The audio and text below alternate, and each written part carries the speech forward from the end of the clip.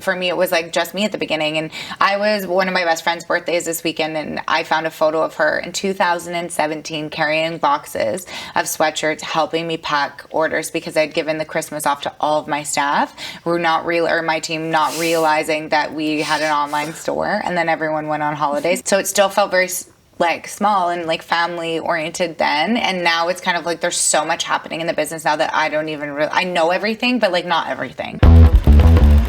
I'm Karin Bohn, Netflix host, YouTuber, and founder. In this series, I sit down with successful entrepreneurs. If you couldn't be the best, why not be the boss of the best? Inspiring creatives. The whole point of Jilly Box was to support other small businesses. And heavy hitters.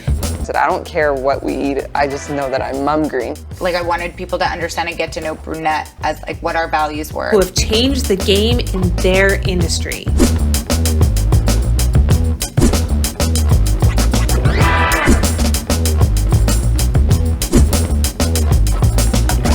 Sit back, relax, and enjoy these business stories because we're in good company.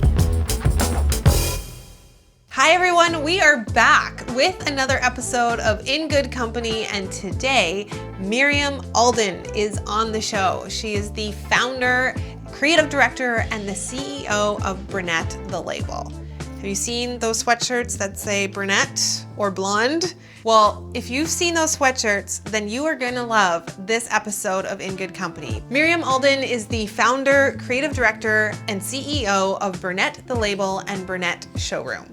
Over the past 10 years, Miriam has built and self-financed both a wholesale showroom and a direct-to-consumer fashion label with international reach. Brunette the Label is a clothing brand that's based right here in Vancouver, Canada, and all the products are passionately designed in Canada by the babes at the Brunette headquarters. Sold in over 700 stores in Canada and the US, and is quickly growing in Australia and Europe as well. Her popular signature sweatshirt sayings, blonde, brunette, and babes supporting babes are trademarked in Canada and in the US. Talk about a boss babe. And this girl has an amazing story because she went from hustling pashminas out of her car to building this huge international brand. So get ready for this conversation with Miriam Alden. Okay, well, Miriam Alden, welcome to the show. Thank you for having me. Founder and creative director of Brunette the Label. We are here in the flagship showroom. Headquarters. Yeah, Brunette headquarters, we call Brunette it. Yeah. Headquarters. And badass boss babe. Oh, thanks. Totally. For sure. I'm so excited to you. like see you and just me connect too. with you and have a glass of wine with you. Yeah, cheers. Thank you for pouring wine. You're welcome. Thank you for having me. Yeah. Same for you. Like I feel like we don't get to catch up enough, and every time we do, I'm like, this is so awesome, and like clearly our energies are like bouncing off each other. Totally. And how we met too. I know. Well, we've been talking, kind of rambling on for the last 30 minutes, talking about lots of juicy stuff that we're going to get into. But we met through FWE. Yeah, we did the same program. So the Forum for Women Entrepreneurs, which is a great program. Yeah. Do you stay connected to people? I do.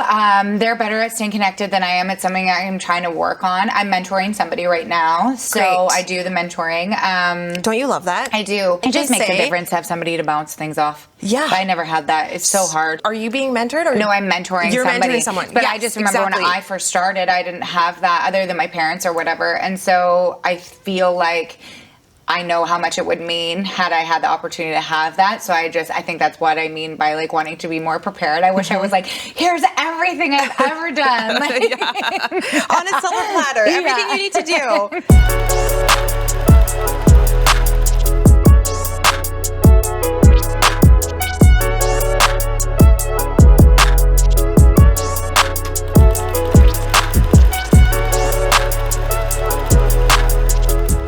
Let's start there. Let's start at the beginning. Okay.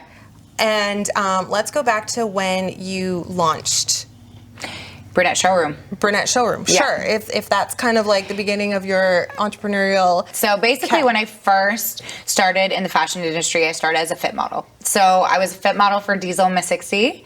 And I did that because, well, I just had friends in the industry and I love the idea of fashion, but I also wasn't sure what I wanted to do with my life, and I just thought that I was going to be like a competitive equestrian. That's what I was going to do forever. I realized it wasn't, so I just did that on the side. And I realized in the appointments, I really loved the business of fashion. I loved like listening to the retailers, like sort of like talk about what they were needing, and then like looking at these collections and being like, that's what they need. Like I wanted to like jump into the appointments and be like, I know what she's looking for. So cool. And I was like, okay, I think there's like a career for me in the business of fashion. And so I went to BCIT, I did the sales and marketing program, I did my practicum at Z95 radio station, because even though I wanted to get into fashion, most people in business school actually tell you not to, because it starts off quite low paying. It's like a hard industry to break. Lots of hustle. Super like hustle. Yeah. Or not a lot at the beginning. And so I worked at a nightclub at the time. So I worked like 4 nights a week, and then I got a job in a showroom and worked 5 days a week at this showroom. And I just feel so lucky because I had such like a interest in understanding all aspects. So my boss at the time was so incredibly supportive, and he let me, like, you know, I was steaming clothes for the first year. Like it wasn't super glamorous. Totally. And, you start at the bottom. like actually for sure. And they had to Yeah. lay me off a couple seasons because it gets like busy and slow. Our industry doesn't really do that anymore, but at a period of time, things were done in seasons. So you would have like a 3-month selling season, a 2-month like full on break, 3-month selling season, 2-month full break. I find that fascinating. And do you think that that's because of social media? Why it's different now? Yeah, why it's different now. Like if, Well, at that point, people weren't even like emailing for work. yeah. Like, which is crazy. I know. I'm kind of like, whoa. I know. Like I didn't have my own work email for the beginning, so I would just get in my car and like go on road trips and stuff. Like there was no Instagram.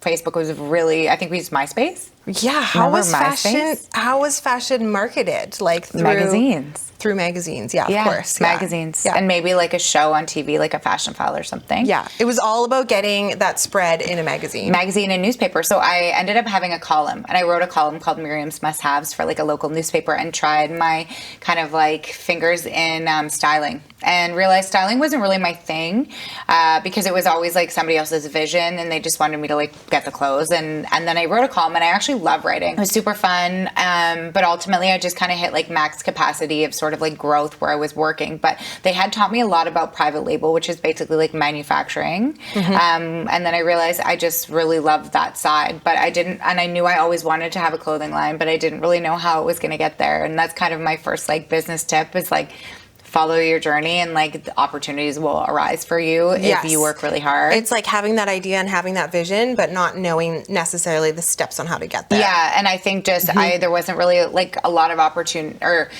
most people my sort of age at that time weren't really like starting new businesses. It wasn't as common as it is now. Well, you know, you and I are the same age, and I feel like it was very far and few between. Totally. So people weren't like, go ahead and do this. Like most people were quite skeptical. And even when I started, are you crazy? What are you thinking? How are you going to make? How are you going to afford it? Like, pay what do your you rent? get, which you can't pay at the beginning. Yeah, You're no, like, you can't. I don't know.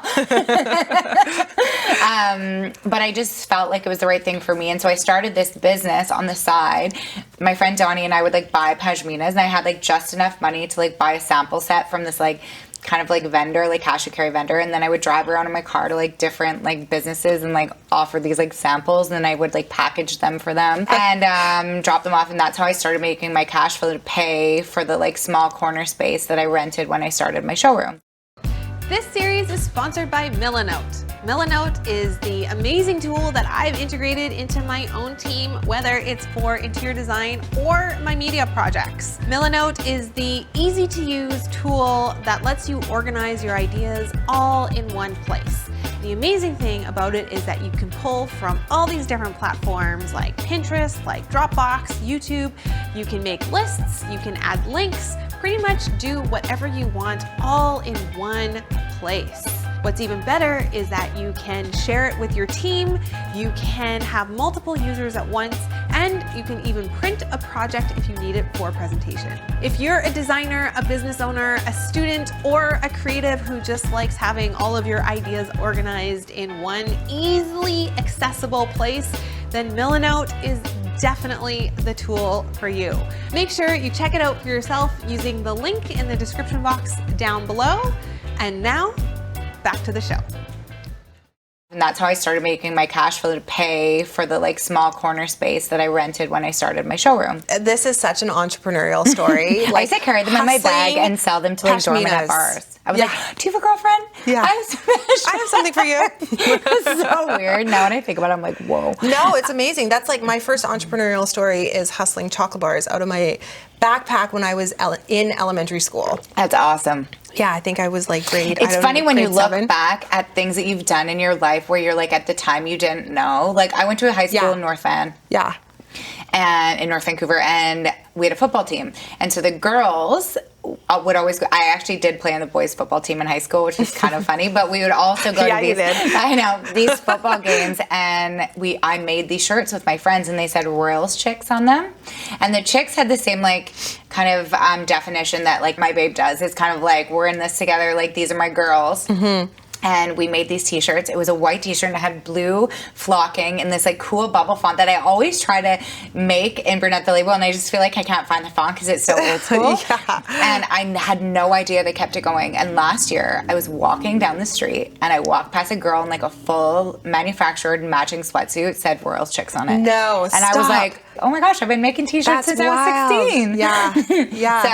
So even that, like I have a drawing on my mom's fridge that said, when I grow up, I want to be a toy store manager. And I was like 5. So like funny. Who wants to be a manager at 5? So funny. Yeah, so I think if it's in you, it's in you. It's in you. Yeah, if it's in you, it's in you. Yeah. Totally. I think when I was 5, I told my dad that I wanted to design cars, of all things. Oh, cool. But design. But design. Yeah. Always design. Yeah, I if think it's in you it's in know, you. like I if think- you really yeah. listen to your like heart, like I think you know, at least in the direction that you want to go, and you might have to kind of swerve and evolve and do all that stuff, but I think you know. And Totally. if you're not an entrepreneur, you also know that. Like Yes. it's like not everybody's made for this type of, it's pretty like high risk and high stress, so it's like not for everybody. I know. I always say you have to have the stomach for it.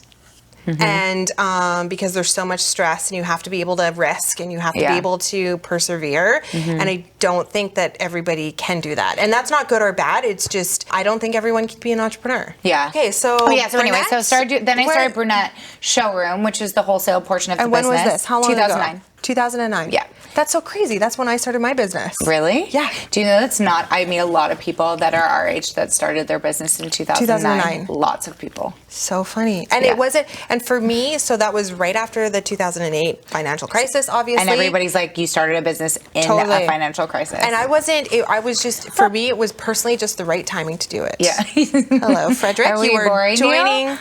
you just started Joining the show. Welcome. So that, which was also crazy. And so when people were worried about sort of everything that's happening now, I was like, I've been through one. Hopefully I can make it through another. Exactly. I didn't have any big brands. So at the time I just went to Las Vegas. There's a big trade show in Las Vegas. So I just went to Las Vegas and found these brands that weren't like big names or anything, but I knew the styling would work for my retailers. And so I brought them back and that's how I grew. And then I got one really big brand through my very first boss. She suggested me called Desigual. And they're from Barcelona and they have been around a long time. And I actually think that they're the reason why I started my own brand because they were super unique. The guy started the business in Ibiza on the beach, making like Levi jean jackets out of old Levi's. You could tell it was like extremely authentic to who he was, but the business's value system was fun and profit. Cool. And like, it's a huge company, almost $1 billion company. And they just were like, live your life, have a good time, work hard. And it was the only kind of company, because obviously in North America, usually it's a little bit different, that I was like, I could have my own business because I want to enjoy what I'm doing. And I want to be able to like create this like environment that's like really genuine to me. And I feel like there's all these like standards and systems that people expect you to do or what they want you to be like. And it was the first opportunity for me to be like, you don't have to do it like that. You can do it like how you want to do it. Yeah, you can carve your own path. Exactly. And so they really kind of were one of the reasons why I sort of decided to start to do my own thing. But Brunette, the label, started in 2014 as a marketing tool for Brunette Showroom. So at the time, Brunette Showroom was the much bigger business. We made items. Ryan, who still works here, he's our art director. Has he worked here since 2010? Wow. Wow, that is amazing. I know, it's really cool. That's amazing. I know. He was sprayed these like backpacks with Brunette is the New Black on them, and we made this sweatshirt. It was like on a Walmart sweatshirt. I think we just found he found a gray sweatshirt. So cool. And we put Brunette is the New Black on it, and I wore it. I wanted to do these media events because brands come and go, right? Yeah. You know, styles change and businesses evolve. I think businesses have more like value meaning now. At the time, like I think people buy brands now because they like love what they're about. Yes. At the time, sure. it wasn't so much about that. It was just like trends. Whatever trend was happening at the time, those were the brands that did well. Like I wanted people to understand and get to know Brunette as like what our values were, like who we are, why you would continue to like support and work with us if our brands changed. And so we would do these media events. And then I wore that sweatshirt to Las Vegas, and one of my buyers, Plenty, were like, that's really cute. I could totally buy that. And I went 12, 24, 36, 48, and grew from there. Wow. Okay, so flex for us a little bit if you can. These are basics that we're launching tomorrow. And this is the very first time that we've ever launched anything like fully basic before, which it's like my passion, so I'm very excited. Oh my God. I can't wait to talk about this more. This is all everything other than the sweatsuit I just stole to wear that's launching. So this is our new hoodie body. It's called Your Best Friend hoodie, a high-waisted jogger, and we did them in gray, the vintage rose. Isn't that gorgeous? I love this. The evergreen and the black, and then this is all the kind of new vintage collection that we launched last week too. So I saw this and I instantly fell in love with it. Well, I the have to give that one to 1981 you. because this is the year that I was born. Same. That's why it's called that. Oh. Yeah. Okay, that's yours. Fun. You keep it. Okay, New thank fit you. for us, too. It's called Not Your Boyfriend's Crew, and it's just kind of this awesome, like oversized, cozy fit that I'm really excited about the fall collection. It's kind of the first time that I feel like we've really like changed a lot, and just seeing like our reaction to our customers, it's just been like incredible. So we're really excited. So cool.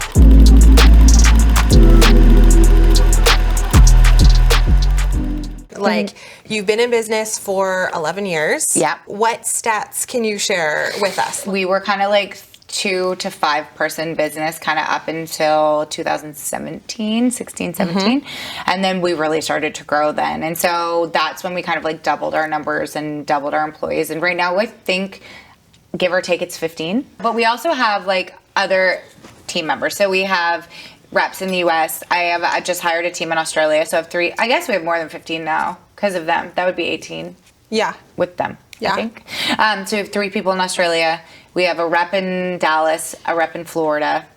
We have a warehouse team. So our warehouse team is not like, I don't consider them like our employees because we hire another company to do it, but they do mostly just work for us. So I guess there's a lot more than that, but just kind of internal in Brunette headquarters, it's like 15, and then the Australian team. 15 is big. What types of numbers would you like to know? Well, if 2020 or 2019 was bigger than 2018. Yeah, so 2019 was about 37% higher 2018. Cool. But up until that point, we were doubling or tripling our numbers every year. Every year. Yeah, wow, so from like good for you. 2016, I think we grew like 300% to 2017. I think it was about the same. What was it?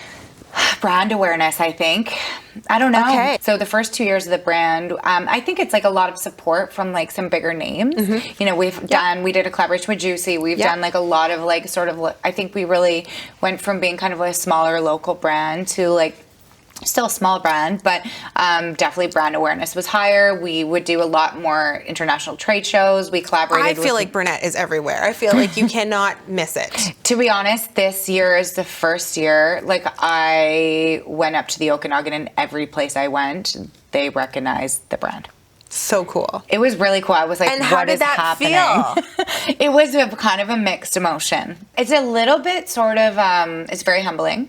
It's really, I feel really honored. I feel like really excited, but I also, it's kind of like interesting feelings So because cool. I don't realize that. Yeah. So it's kind of like, I feel a bit shocked. Yeah. But that's starting to become more of like a common occurrence, which makes me understand that the brand has grown. It's grown. And it's grown beyond beyond me. Beyond you. Exactly. Yeah, that's what I think it was. It was kind of like, for me, it was like just me at the beginning. And I was one of my best friend's birthdays this weekend, and I found a photo of her in 2017 carrying boxes of sweatshirts, helping me pack orders because I'd given the Christmas off to all of my staff.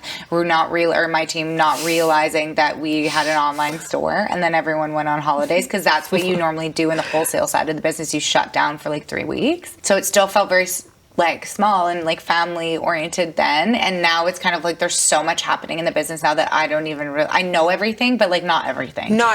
Yeah. And so, that's kind of a cool feeling too. I find that really empowering anyways, when things are happening. It's so empowering. Like I'm not a micromanager at all. I'm neither like, am I. do your thing. Yeah, and I'm almost like the complete opposite. Sometimes I feel like to a fault, like I feel like I need to work on my management a little bit, but I'm not a micromanager. And I love it when things get done, projects happen, things get signed off, and I'm not involved. I'm like, wow. Yeah. It's good. Yeah, I'm the same as built you. Something. But I think that, exactly, because that's when you know that it's a functioning business without you. Like, I think the owner-operated business can be really hard. And I got to a point, I was really stressed. Like, I was kind of like max capacity. And I realized I was like, this is just actually like not possible for one person unless I could like bring in a big like salaried person that could do everything for me. I have to have trust and faith in my team. So that's actually when I started hiring people based off their value system and training them. Okay, I want to talk about this a little bit. I want to talk about like growing your team and the HR component, because I've heard you on another podcast talk about how difficult the HR component was for you. Yeah. Like I have talked about this a lot on YouTube that that's my weakness is HR. Like I'm great with people, but the actual HR part of it, I suck at it. And I'm totally okay with that. It was really hard for me because I'm an extremely like sensitive person. And I think when you get to a place where you are a boss, but you also want to maintain like a relationship with your team members, I really struggled. This is like who I am as a person. I'm a middle child of a big family. Right. And so a lot of the like, management skills that I have are learned traits. I think that it's become natural for me now. But at the time, I never wanted to hurt anyone's feelings. I never wanted to have any uncomfortable energy.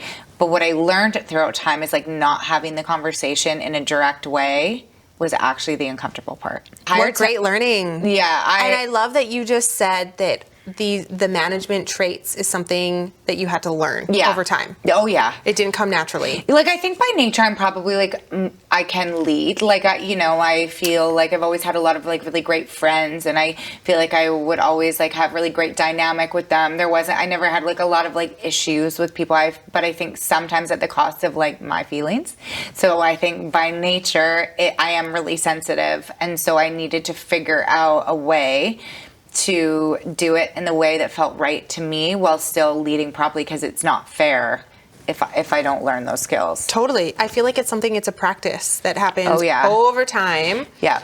So what helped me was I hired somebody because I had a bad experience where the energy in the office, and I'm, like I said 3 times already, I'm really sensitive, so I could feel energy. I feel energy in like a second. If somebody walked into a room whose energy was off, I would like turn and look and feel it in 2 seconds. Right. It's just like, that's You're like, I know. I got to do something. Yeah, and so I would try to fix all the time. And what I realized is like, and that's hard, by the way, too, because when you're so sensitive and very, you have a lot of empathy for other people, that's a lot of energy on you, too. Yeah, it was right? so draining. It's draining because you're constantly worried about other people. How do they feel? What did I say? How did I? Yes, exactly. Do they feel good coming into work when they might be coming in with energy that has nothing to do with work?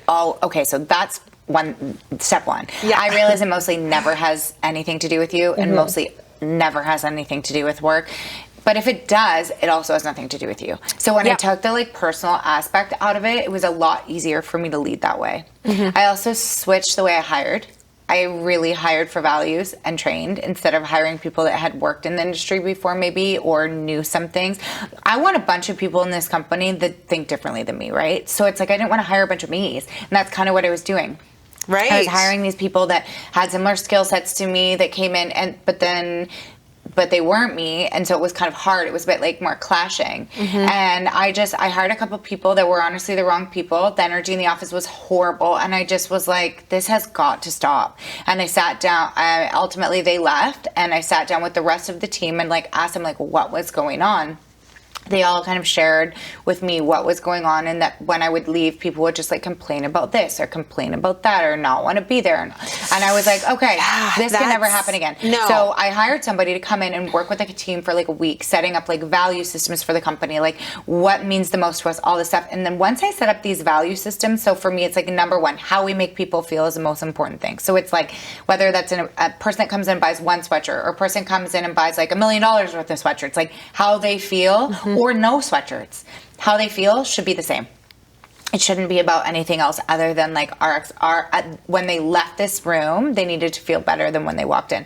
And that's employee, like team members included. So if there was somebody that was struggling, but then I also created like an open space for people to talk to me, which was a little bit hard at the beginning. I'm glad I did it. I don't have to do it as much anymore because I think the value system is so clear. Like to come talk to you about if they weren't happy about something, Yeah, or if I there wanted was an the- issue with another person, or Exactly, whatever. where it was like Yeah. a private, personal conversation that they could share with me that would remain between us, but that gave me the opportunity to fix the issues that were going on. Number two was care about me and I care about you. So it's like, it's not just about like coming to work and doing your job. It's like, this is like a family community in the office. So like if you're having a hard time, like I want to know. Yeah. Like I want you to share Yeah. that with me. Yeah.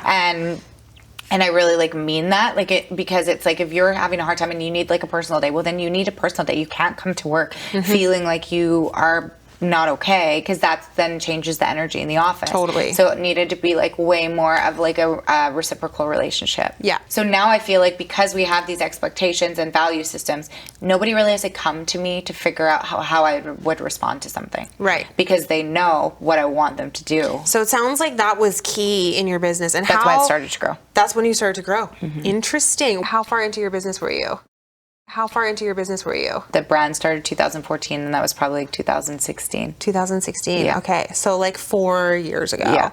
Wow. Like we were growing, but it wasn't the same kind of rapid growth. Yeah. Because when you bring amazing people in, Yes, then you're and when able there's to alignment, then it's able to grow properly. then you can grow quickly. Yeah, exactly. Yeah. Hiring too is something I feel like I've gotten way better at. Yeah. You know, I've made some hiring mistakes. Well, yeah, when your gut tells you no and you do it because you need the person, like you're Totally. way better to not hire somebody. Yeah, for sure. Yeah. And I've had people where I hired and it was like, okay, 2 weeks later, like, ooh, how do we change this? But then there's also like, I feel like I would rather bring, again, talking like value system, bring somebody on who is more junior, but like has the want to learn. Yes. I don't mind training. Like I'll train you over and over again. I don't mind failure. I don't mind mistakes. Like that's another thing as a leader, I think that also made a big difference is I used to get so stressed because it was such a small business. I would be freaking out all the time. So if somebody made a mistake, I would be like really stressed about it. Yeah. Now I'm kind of like, okay, for next time, let's do this. Yeah. Cool. Like Yeah. it's easier said than done when you're not scared that you can't pay payroll. Like I feel like when the mistake sure. happens and your business is smaller and it's more stressful. And in the beginning, it's like a mistake happens and it's like the end of the world because Yeah. you're like, oh my God, this is exactly. this is going to crush us or Yeah. this is going to take us out. Yeah. Whereas like now it's kind of like, okay, so for me, if somebody makes an error, it's like I want to have that conversation one time.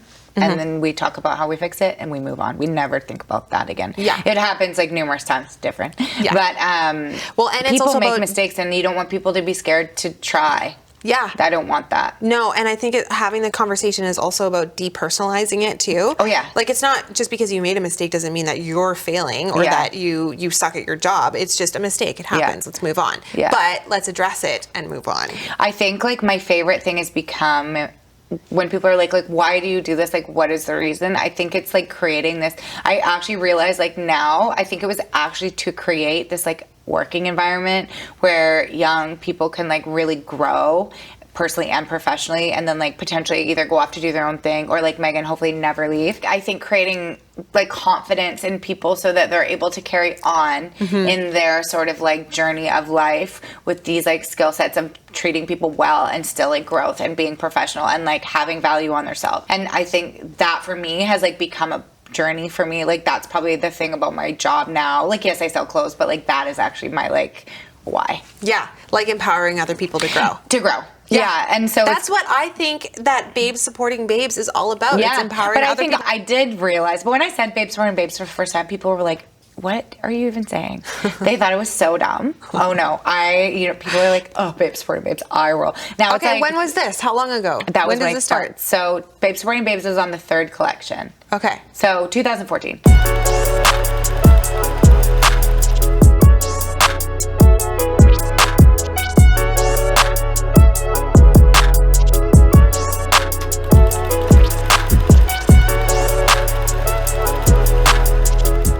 When I first said it to people, like, people made fun of me. They were so unkind. Like, people would, in the industry in particular, I heard them just like making so. And now it's like how many hits online. I'm kind of like, it's kind of become this like amazing journey that. Well, it's definitely a thing in Vancouver for sure. Like, well, it's a thing in the U.S. There's many Babes Supporting Babe sweatshirts now in the U.S. that are not Brunette the Label. Right.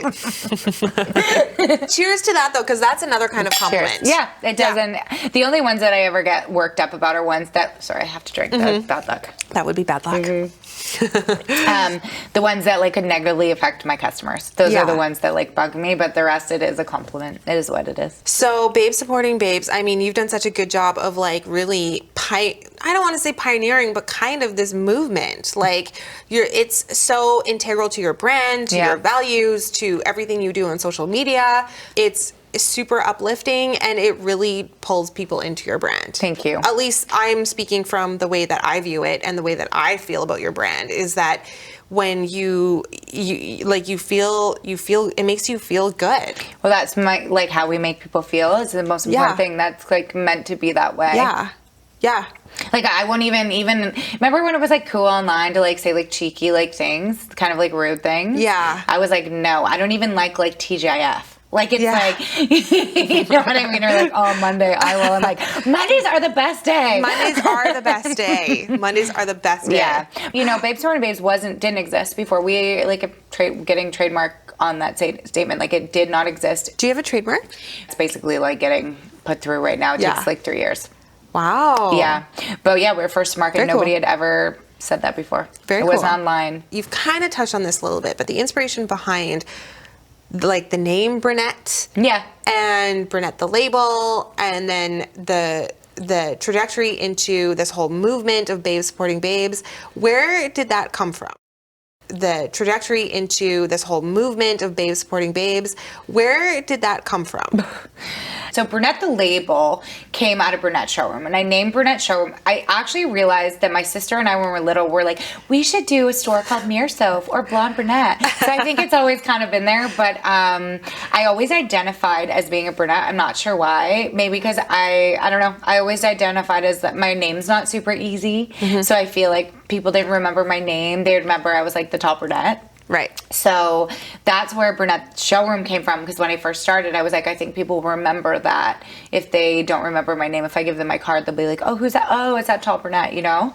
And then Brunette the Label just evolved out of Brunette Showroom because it was the marketing tool for the showroom. And then Babes Supporting Babes, I don't really know why. I think I used to hear the term. I never had a negative feeling with the word babe. And so this started 2014, and it's basically been part of your value system since. So that was one of the first statements that we put in a sweatshirt. And basically for me, it meant when I first started Brunette Showroom, you may have heard the story, but I had some like quite negative experiences at the beginning. I didn't know that. Yeah, with people not being very nice and saying like some really like negative things about me starting. When I try to go get brands, they would like go after the brands and say like, don't hire her, she's a kid. And I just had these like incredibly amazing people be like, no. And the very first one was one of my best girlfriends now, and she was a brand manager of these like shoes that I represented. This girl called her and was like, how could you give the brand to this girl? She's like new, she just started her business, like why would you do that? And my friend Julie's French, and she was like, how did you get this number? There's a worst fake accent ever. And she's like, this number is for my reps and my friends. She's like, do you know how old I am? We're the same age. Like, don't ever call this phone ever again. Wow. And I remember in that moment being really upset because I was like, how could somebody do that? I'm just like trying to start something. Like, why wouldn't you want to support that? Julie doing that, I remember being like, if Julie hadn't wanted to hire me because of that, that wasn't a brand I would have wanted to work with anyways. But even like further and deeper to that, I was like, okay, how I respond to this is like truly how I'm gonna like be in business.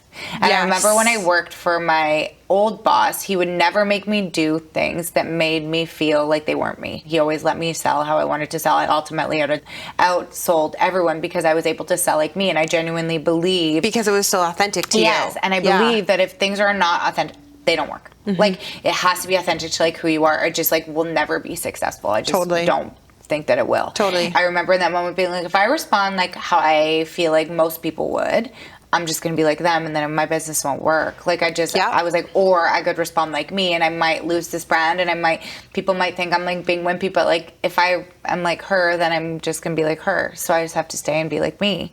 And I remember being that she was in this building too, and I would like go around and still like bring stores to her showroom, and I would bring stores to other showrooms that people weren't really like that supportive at the beginning, and it actually changed the energy in the building. People would send more retailers to other showrooms, and it just became this like a little bit better energy about it. And I was just really glad, because I felt like had I not done that, my business probably wouldn't have worked. Well, and I feel like by you doing that, that's really stepping outside of your comfort zone, but also showing yourself as a leader. Like, and I think sometimes leadership. I never actually thought about it like that. Oh, for sure. I think sometimes leadership is really going against the grain, but standing for something that you believe in.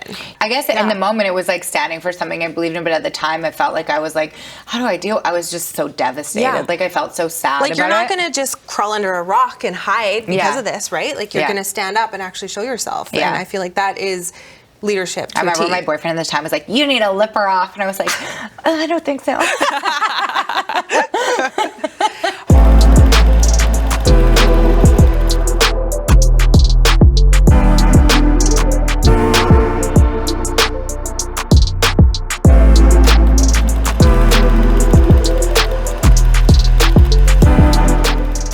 I like what you're talking about, because you're sort of touching on overcoming setbacks and dealing with failure. And I would love to dig a little bit deeper into that, because as an entrepreneur, I think you're always dealing with failure every day, right? And whether it's not even a monetary failure, or someone with your staff, or with a client or a customer, can even just be triggered the way that you feel. Yeah. And I know you've talked about that before, and I kind of want to talk about that a little bit, and how you deal with failure. I always had this like vision that failure wasn't really like an option. So I knew that there were more setbacks than failure. There was definitely periods of time where I was like, felt close. Like, if this isn't if I don't figure out like a solution here. Yes, we all have that growing a business. Things could not go well. But I'm definitely a solution-oriented person. And as I've gotten older and more like evolved in my role as a leader, I think that mostly I'm a hustler. I'm also like, I'm a grinder. Like, if I need to, I can get things done. I'm also a salesperson. So if I needed to kind of like, my biggest kind of failure has probably been like inventory management issues. And that can really like put you in a bad situation. But because I think so? Well, you buy so much and then you can't sell it. You don't sell it. Like so what happened as the way that I grew the brand was really different than most people. I actually bought inventory and then sold it. Most people like create a collection, sell it to the retailers, maybe buy a little bit of like 5 to 10% more. I took 100% of the financial risk and then sold it. Right. So you're carrying all this inventory. Yeah. And I also. And did you ever have times when you didn't sell it? So not for the first 4 years. And then we hit a period of time where I overbought things, and it was really stressful. You overbought because you thought that there would be a market for it? I just overbought because I didn't have a system.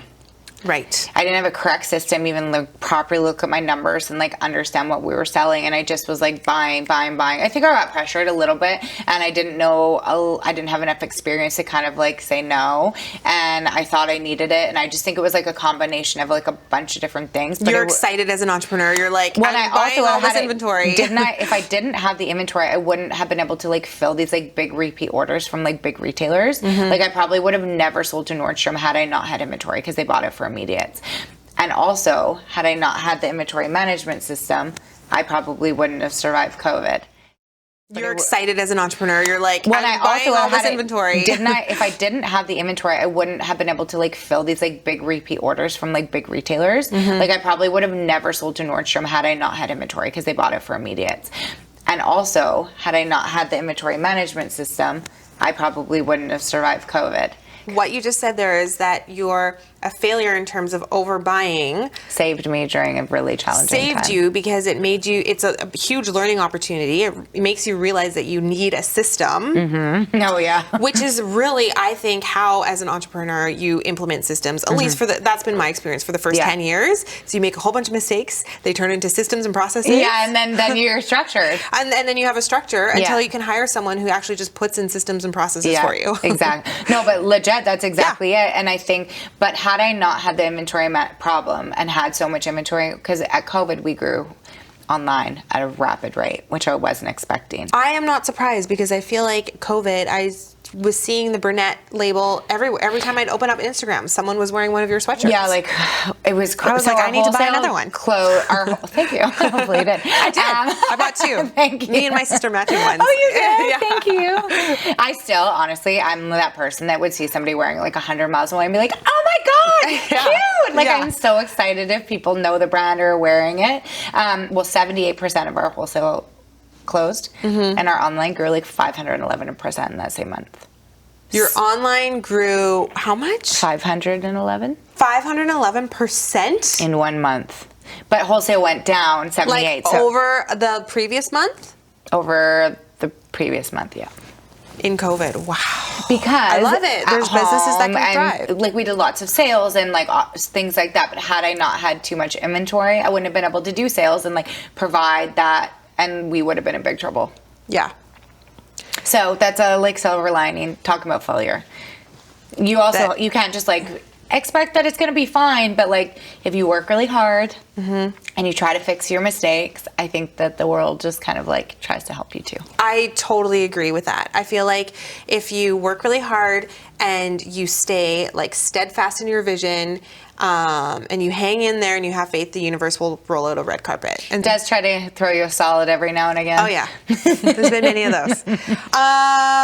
Okay, cool. So I have, by the way, I've made 5 cards because I had so many questions that I wanted to ask you, and we've made it through the second one, and we are already like 45 minutes into this. Okay, you can just give the questions. This is great. I love all the stuff that you're saying, and I mean the whole point of this is I feel like you are a heavy hitter. I feel like you have changed the game in fashion in Vancouver. Oh, thank you. Yeah, I feel like you are loud in the industry, and so I think that you have so much entrepreneurial. Makes me want to cry. Thank you. Really? Yeah. It's so true. It's funny. I feel like, I don't know if you feel like this, but like when people probably say similar things to you, and you're like, who are you talking about? Because you just feel like you. Yeah. And I think that's something people don't talk about a lot. I'm kind of like, you know the brand? Like, whoa, that's so cool. Because you're just like the same person that you were before you started the business, and you don't see it in the way I think that sometimes with entrepreneurship, you don't view things the way other people see them. Yeah, of course. And so I think that sometimes that's good. But it's also kind of like you have these reality checks where you're sort of like, during our last fashion show, like our Juicy fashion show, I sort of had this moment. I was like, the last time I talked about Juicy, I couldn't afford to buy the Juicy velour tracksuit that I wanted.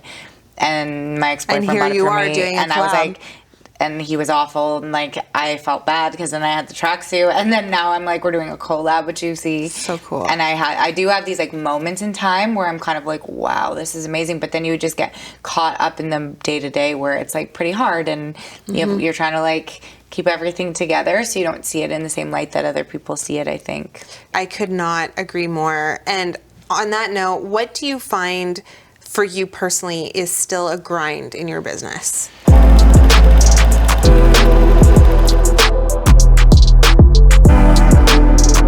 This is August, September. Wow. Cool. I like how you lay that out. And that's kind of info for next summer.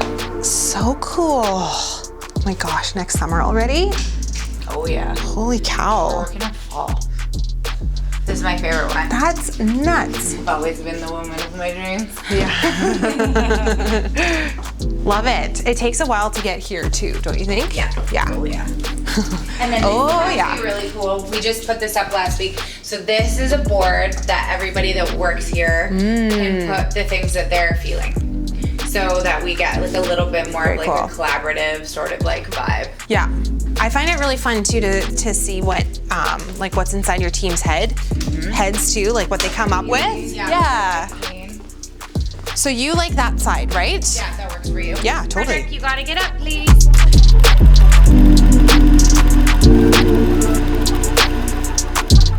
What's like a total grind? My phone sometimes at 200 texts. And why? I don't know.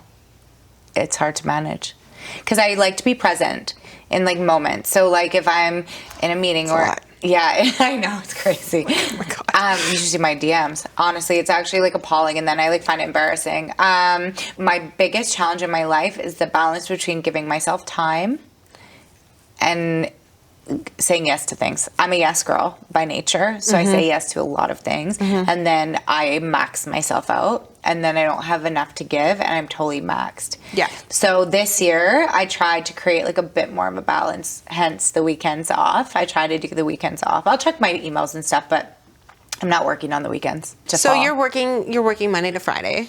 Ish. As much as possible, but I definitely think that giving yourself time and space to I actually saw a counselor for it, and she called it moments of radiance, and just giving yourself an hour of the day where like you aren't on and you're not. I love that. Yeah, and it's something for 2020, even before everything that happened, it was like my biggest goal. I give a lot, and sometimes I give too much, and then I'm not able to do what I need to do. Yeah. You become depleted. Yeah. It's like a computer, it just shuts down. Yeah. Would you describe yourself as an introvert or an extrovert? I'm an introverted extrovert. Okay. I have to fill up alone. I like need to be alone a lot. Yeah, I'm the same. Yeah, but I think you're an introverted extrovert I guess so, too. if that's a thing. Yeah. So I feel like you can be extroverted and like really social with people. Totally. But if I don't see like at least like 3 to 4 nights in my week where I don't have to do something, I will actually panic. Like I will be really stressed. Yeah. And I really like to be alone. Yeah. Let's go back to the Juicy collab. Okay. How did that happen? It's actually a really cool story. And when people ask me, like, how do you get collaborations?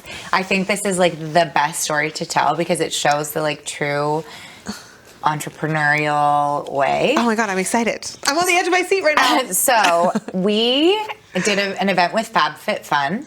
Okay, cool. Yeah, in LA, like a year, 2 years ago or something. So we go to do this event. We need like a big kind of like showing thing. So we made that Supporting Babes neon sign that's at the front of the showroom. The one in the front, yeah. We left it in LA, and we were going to come back and get it to go to this like trade show in Las Vegas. So our plan was to get it shipped there. The guy that owned the that made the neon sign for us goes MIA.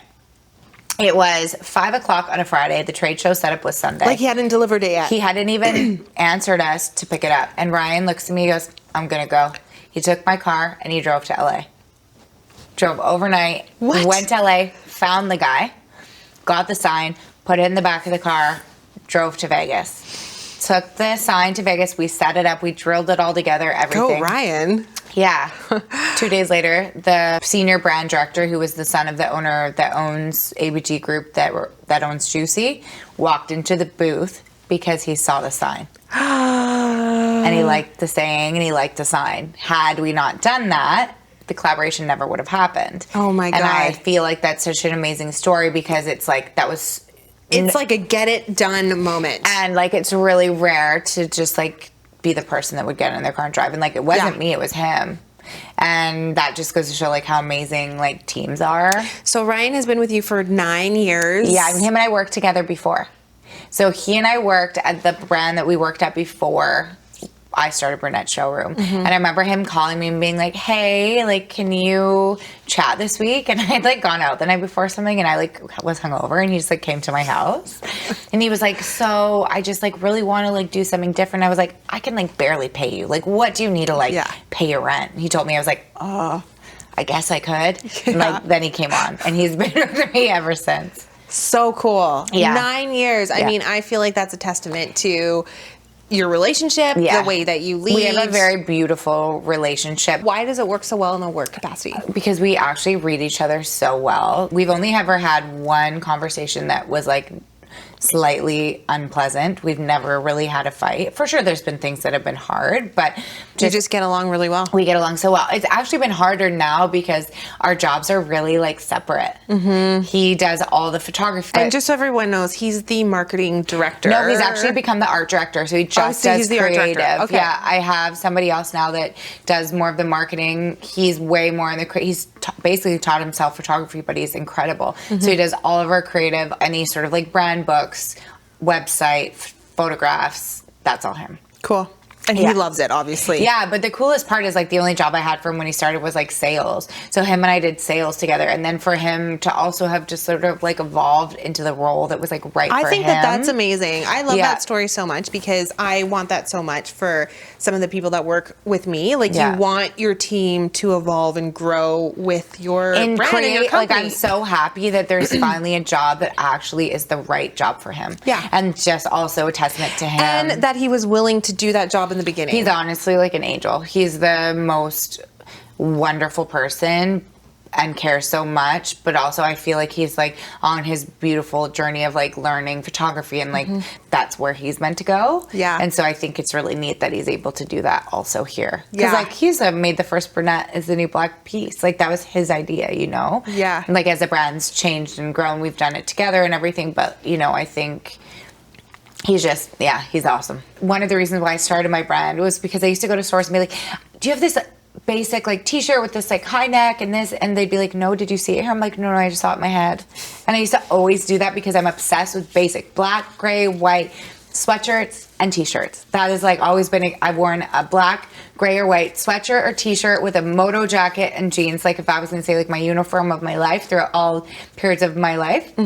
So I'm really excited that we are finally launching a basics collection. And actually this is kind of the evolution of the brand. We're going to be launching like way more basics going into spring, lots of organic cotton, natural dyes. This is 100% cotton. The only collection we've ever launched that was 100% cotton was Juicy. Right. This Juicy launch and our t-shirts, but these are 100% cotton. I think they're more of like, not like fashion sweatsuit, but like, you know, I think I'm wearing it with like a bit of a platform. Like it's can be a little bit dressier too. Yeah, you've got a whole thing going on here. Yeah, my whole 100% cotton look.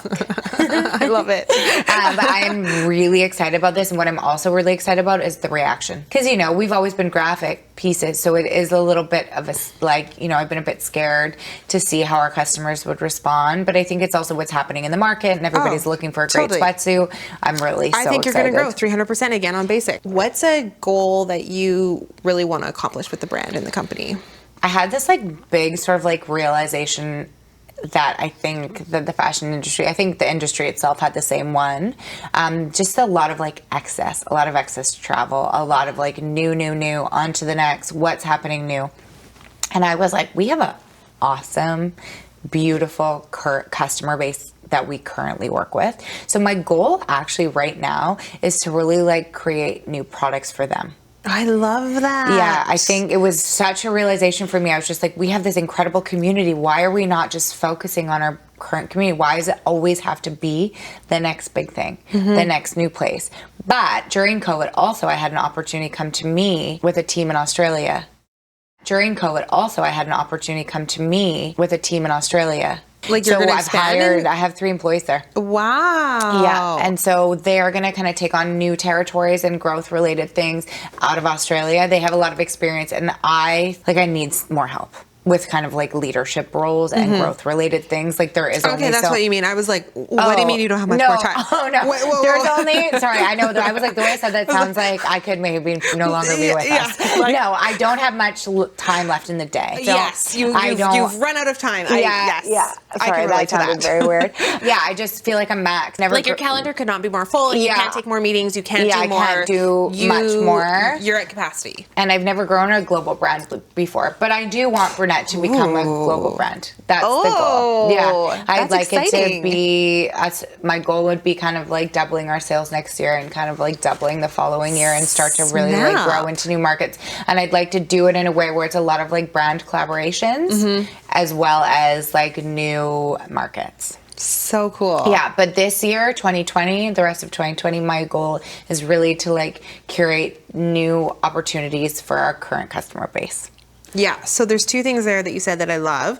One, a goal to double your revenue. I think that's huge because you're already in across Canada, you're already into the US, you're already, where else are you? You're in Australia now.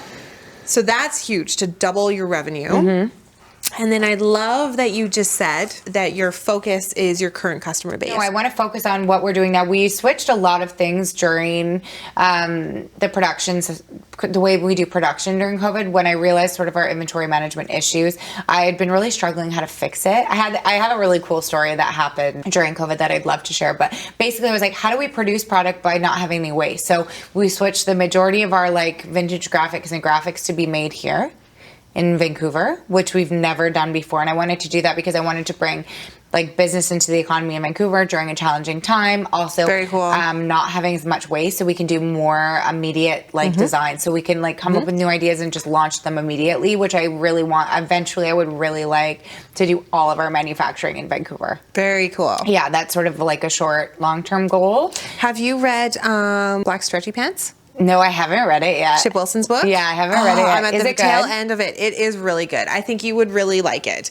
I think you'd really like it because he talks about his story from basically when he started. Well, he and I started it, like he had a retail store, was a partner in a retail store, right? So he talks about like West Beach in the beginning. Yeah. And then like launching his tiny, tiny little store in Kitsilano, which was on like the second floor. It wasn't even a retail location. Yeah. And then he takes you right from the beginning. Insane what he did. All the way up until I'm towards the end now where he was going public, and the story like building culture, HR, the whole thing. Like I think you would really maybe I'll love order it it when I get home. I'm Yeah. like big into reading right now, so Yeah. I'll do it when I get home. Yeah, totally. Okay. And culture was really big for him. That Well, was I feel like he was one of the first businesses to really focus on culture. I think if you actually want to grow, it's really the only way to manage it properly. I totally agree. Yeah. I have a cute story about COVID that I think I should share. Yeah, share it. Okay, so at the very beginning of COVID, it was obviously extremely terrifying. We had a trade show going on in Vancouver at the showroom when it first started. And I was like pretty on it. So I actually closed the office about like 5 days before most businesses started to shut down. I was like, I'm responsible for all these people. Like I really need to make the decision. I can't wait for somebody else to like talk about it. So we shut down early March, like the first couple days of March. I was freaked out. First of all, you're freaked out about like, it's all so new. And then I was freaked out about the health of my family. And then I was like, we don't know anything. And like, you're just hearing the news, like glued to the news. Yeah. And I remember talking to my dad and he was like, well, what's your plan? And I was like, I don't know, Dad. I don't have a plan. He's like, hope is not a plan. You need a plan. And I was like, okay. So I just like cried for like a night and like kind of like woke up in the morning and Ryan would send me like such nice messages every day being like, you're doing such a good job. Like you're keeping us motivated. Like you're doing great. Like it was so nice, but I was really freaked out. I was like, is this business going to close? Like what's going to happen? Nobody knew what was going to happen. And then I woke up in the morning. I was like, hope is not a plan. I had this sticky. I like wrote it when my dad said it to me, like put it on my computer. And then I was like, what do I want to achieve here? And I was like, okay. Number one, I want to keep my employees employed. Number two, I was like, I want to keep my relationships with my customers.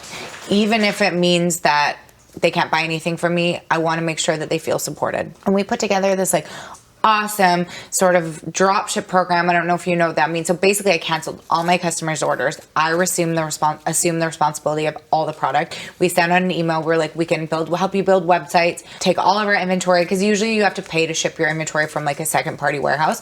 My husband, myself, Megan, and somebody else basically transferred all the product from our warehouses and filled my retail store and this headquarters so that we could ship the orders ourselves for our customers. So we just shipped each order at a time to their customers. Oh my gosh. And I was like, how do we stay alive? And I was like, I think one day at a time. And I was like, I want to keep the business open. I want to keep people employed. And I just wanted to like make it through and make sure our customers felt supported. I think it was a really interesting realization at the time. It was like one day at a time, but kind of talking about values and going back to that, I was like, how we make our customers feel? How do we keep them feeling supported? I was like, we can help you build a website. Cancel your order if you need. I'll take it back, no problem. And I think we've created these like crazy strong relationships with people now. We even got retailers back that we never even sold to before because we provided that drop ship option and we were really transparent with everybody. I don't know. Probably that connection too, like with them and sort of that like almost like a white glove service that you're providing to them. Like we're going to deliver this. We're going to take care of you. We're going to like, and just being able to connect with them on a whole nother level. Well, even on social, I went on, I was like, looked like I'd been crying for like 4 days. And I was like, we are going to keep promoting because my goal is to keep my employees. Please know that I don't That doesn't mean that I'm expecting you guys to buy something, but I feel like I'm trying my best to stay going. And so, like, please don't take it in a disrespectful way, but we are going to keep trying to promote, and we're going to keep trying to keep going. And that's just because we want to make sure everybody can stay employed. And I think being transparent was really important because everyone was freaked out. So I think just like telling people the truth, like we're all freaked out, but we're just going to like do what we can to like keep going one day at a time. Yeah. So that's kind of how we dealt with it. And I think that it ultimately was really important to have that value system involved. Well, to that point, though, that just, again, shows, like, the entrepreneur in you, the fighter in you, you being tenacious, and you going back to the core, which is your values and your customer. Yeah. And I think because of that is the reason why we were able to get through in, like, a positive way. Well, I have to say, this conversation has really inspired me because we have been in the midst of rewriting our values at House of Bohn, and I've sort of pulled the whole team in to do this. And I'd love it's good to do as a team. Yeah. I'd love companies who also have, like, a very short list of values. Ours are 4. I'll send them to you if you want to read them. Can you list them off real quick? How we make people feel is the most important thing. We assume positive intent. Do you know what that means? That everyone has a good intention behind Everyone's what they do. doing their best. Yeah. And it's mostly not about you. So you assume that what you can do is help them through their tough situation instead of taking it personally. Exactly. Yeah. And we care about you and you care about us. And Babes supporting babes? Yep, I think that's it. What is the other one? Oh my gosh. I know. See, I do this all the time. I kind of forget ours because we have a list of 9, which I'm trying to streamline and have like. 4's good. You mentioned the company that, what was it? Like Profit and Fun? Fun and Profit, yeah. Yeah. I think like have easy. Yeah. I think the other one is actually Babes Supporting Babes. Babes Supporting Babes. It's gotta be. Yeah. I need to know if you had a piece of advice. Yeah. For young entrepreneurs. Okay. From Miriam Alden. Okay. What would that be? Would 1,000% make sure whatever you're doing is authentic. Because the only way it's going to work is if it is. Like, do it for you. Don't do it for any other reason. Don't do what other people like. And don't do what other people are doing. Yeah, like, do it for you, and you'll be okay. Yeah. I think honestly, just my one piece of advice is make sure whatever you're doing is authentic to you. And I think that's especially great advice because in today's day and age, there's so much noise. Yeah. And it's so easy to look left, look right, see what other people are doing. And there's so much influence, whether it's from social media, from friends, from your parents, from whoever. And I think if you're not doing it truly, authentically for you. Yeah. It just won't work. Like, I do not think the universe will, like, give it to you. No. Just because it's not your journey. Like, it's not meant for you. So, honestly, listen to your gut. I think every decision I've ever made in my life that was wrong, I knew it was wrong before I made the decision. I could feel it. I think sensitivity and like intuition is a superpower that we don't use enough. Totally. I could not agree more. Okay. On that note, rapid fire.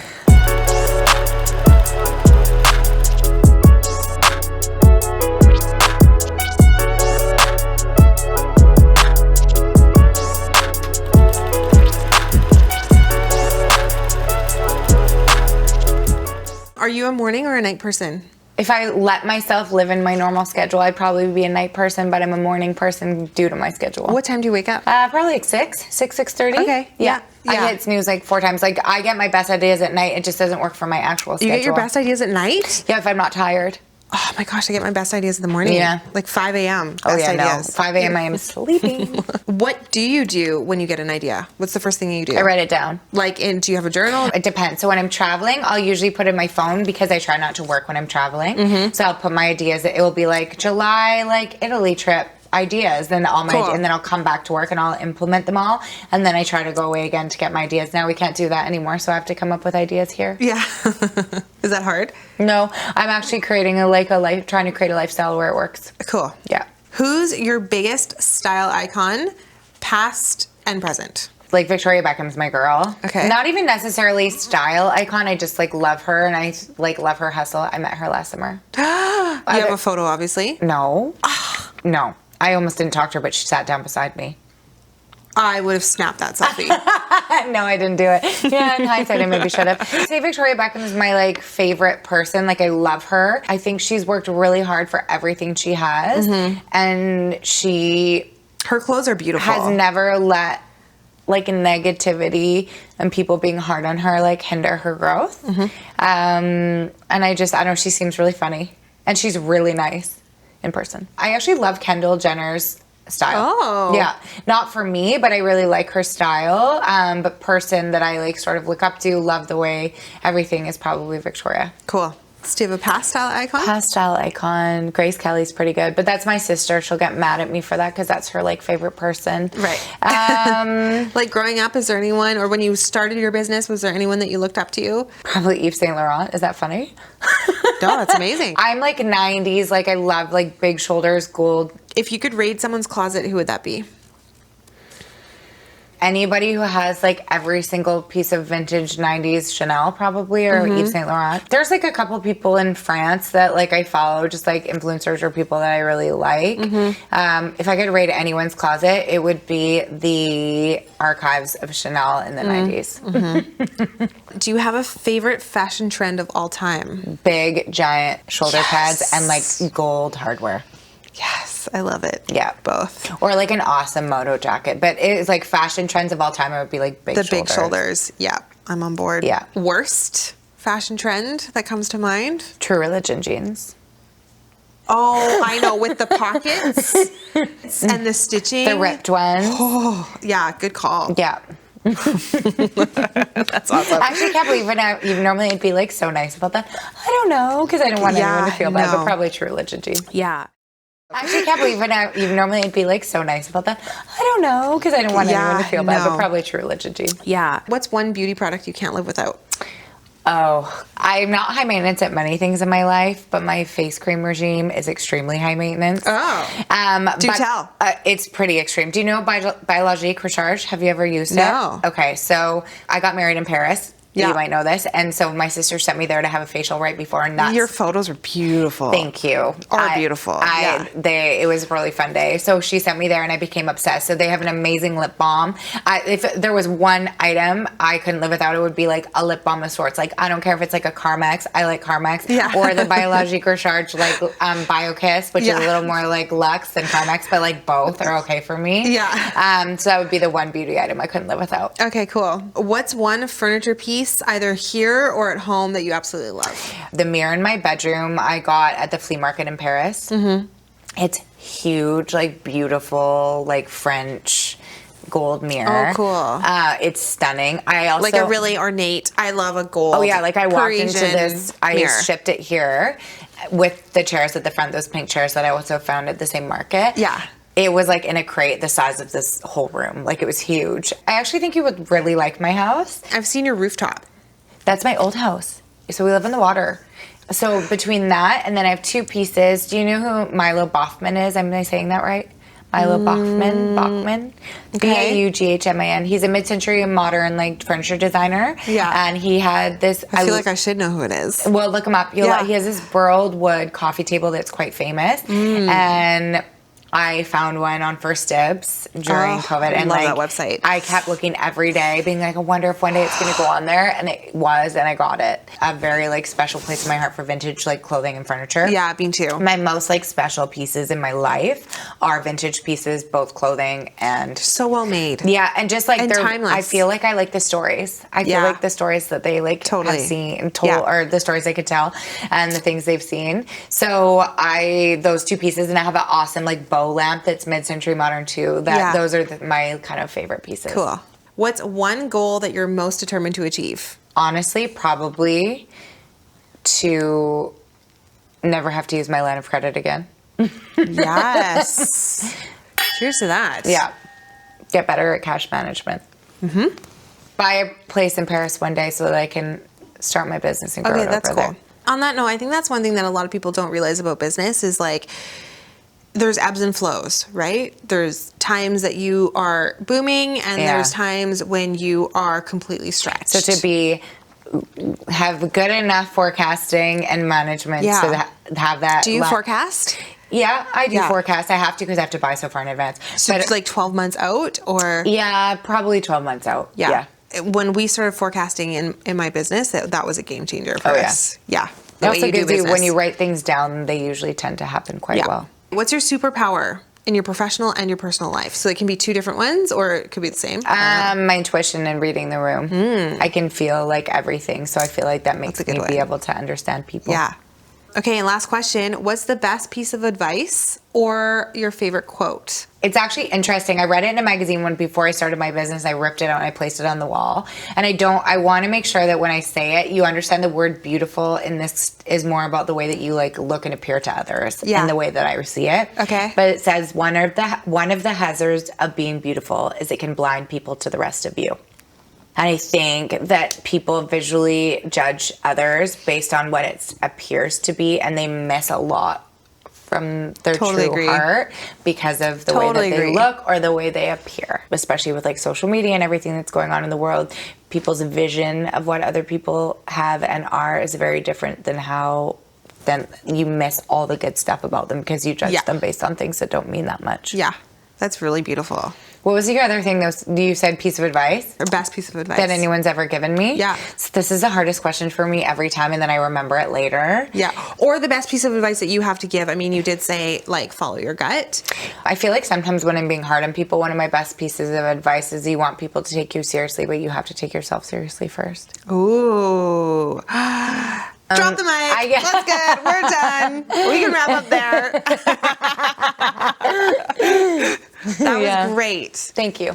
Cheers. Well, Miriam, that was good. Thank you so much for being on the show. Thank you so for excited. having me. You have hustled and worked so hard, and your brand is doing amazing. Thank you. Yeah. Thank you. Well deserved. Well, I appreciate you having me. Thank you guys so much. Yeah. He's probably honestly boiling to death. Go with Megan, please. Oh, he's got a cue card. Wait. Excuse me. Okay, that's it for this conversation with Miriam Alden. Please let us know what you thought of this episode. Make sure you comment down below. We would love to hear from you. As always, we're especially interested in some of your favorite takeaways from this conversation. Or maybe you have a very specific question that you want to ask Miriam Alden. So let us know in the comments below. If you're not subscribed to the channel, make sure you subscribe so that you don't miss the notifications. Hit that like button. And as always, thanks so much for watching, and we'll see you in the next episode of In Good Company.